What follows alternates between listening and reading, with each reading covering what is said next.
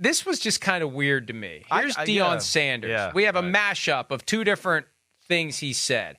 Here he is on the, I can't remember the name of the podcast. Damn, you're old. But there was a podcast, I know. There was something about Las Vegas. There was a podcast last month in which he spoke about his son Shedeur, quarterback of Colorado, and cornerback receiver Travis Hunter, and their NFL destinations. And then followed by that will be him being asked about it yesterday. Here are the two clips.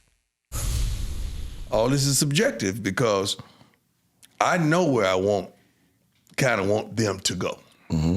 And let's not forget Shallow, okay? Mm-hmm. But I know where I want them to go. So there's certain cities that ain't gonna happen. Okay, you on point. It's gonna be it's gonna be an Eli. Everybody's saying, right? You're only letting Shedeur and Travis go to 6 teams. Is this true? Can we get some insight? Okay, who said that, and did you see me say that? Well, that's why I wanted to ask you, because, I don't know who's saying One this. thing about a lie is so fast. It can outrun the truth any day. That's a bold-faced lie. That's a stupid lie. I have more than 6 owners that are friends. I have more than 6 GMs that are friends. You got to understand, I played 14. And I worked another 17, I believe, in the NFL Network and SOAP CBS. I know a lot of people. Come on. So I would never do that. Before I would disclose, if I was that stupid, I wouldn't disclose the teams I would want them to play for. I would disclose the several that I wouldn't. Yeah, that's stupid. That's stupidity. I would never do that. Okay, look. Regardless of whether he said which teams they can't, he said, I know where I want them to go. And there are certain cities where it's not going to happen. It's going to be an Eli. So there's no reason to get caught up in the number. The point is, it's been 20 years since Eli Manning did what he did. Before that, it was 21 years when Eli Manning, or when John Elway did what he did. This is coming.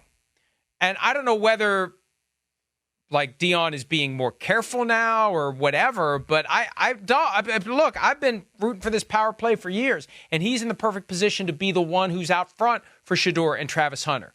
He's the one that can take all the heat, and he can explain it. And, Chris, as I said last month when this all first came up, it's smart to do it now, because if the teams that are on the do not go there list are aware of it, they'll just kind of naturally scout in a way where they don't end up getting into this fight that they maybe don't want to pick. Yeah, don't want to pick, don't want to be embarrassed, don't want to look bad, like don't want to make it look like, wait, but a legend like Deion Sanders doesn't want his kid to come here and play in our organization. People are going to start to question our organization if we flirt with them too much, and then they have to say that publicly. So, yeah, I think, it kind of had taken its like to where not only were you hearing this, but you were starting to hear people report teams that he would play for. I think that's probably what he was referring to.